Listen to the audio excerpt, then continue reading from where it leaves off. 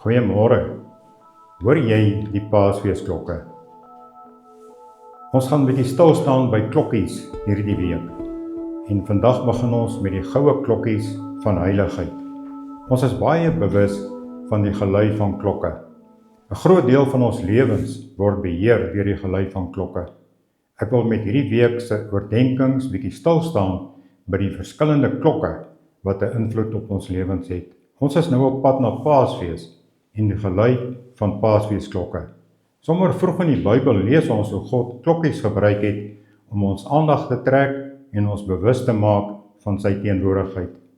Ons lees uit Eksodus 28 hierdie woorde van God aan Moses. Jy moet jou broer Aaron en sy seuns na jou toe laat kom en hulle aanstel om my as priesters te dien. Maak vir jou broer Aaron gewyde klere wat waardig en mooi is. Jy moet die mantel wat saam met die skouerkleed gedra word as een stuk blou wolstof maak. Rondom die some moet jy granaatjies van blou, pers en bloedrooi wolstof maak met goue klokkies tussenin.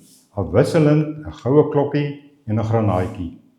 Wanneer hy in die heiligdom na my toe ingaan en as hy daarvandaan uitkom, sal die gelui van die goue klokkies gehoor word. Hoor jy dit?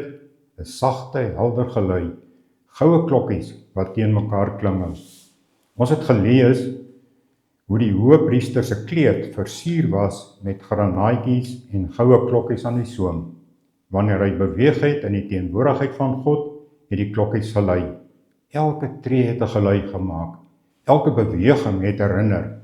Hier dien iemand wat afgesonder is vir God.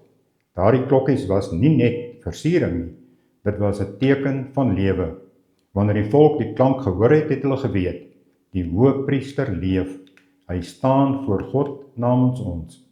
En dan, eeue later, kan jy haar sien, sy staan agter in die skare, sy is moeg, sy is skaam, sy is al 12 jaar lank siek, 12 jaar van dokters, 12 jaar van hoop wat verdwyn. Volgens die wet was sy onrein, dit beteken sy moes op 'n afstand bly, sy moes stil bly, sy moes wegkruip, maar toe hoor sy van Jesus.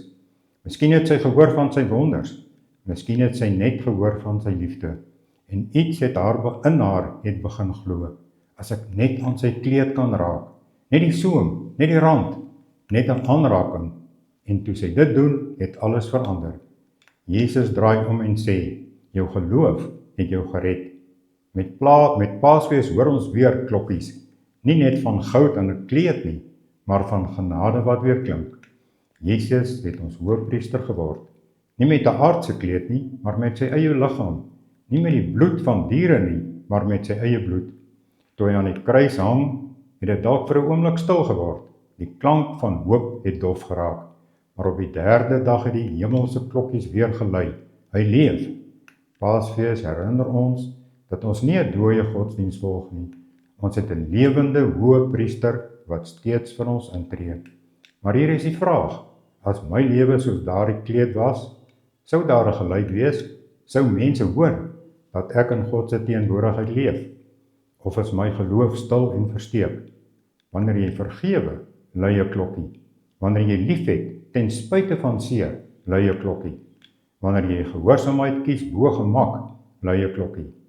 Paasfees roep ons nie net om te luister nie, maar om self te klink. Kom ons bid saam. Here Jesus, ons ware hoëpriester, dankie dat U leef. Laat my lewe vandag soos goue klokkies wees, wat U genade hoorbaar maak.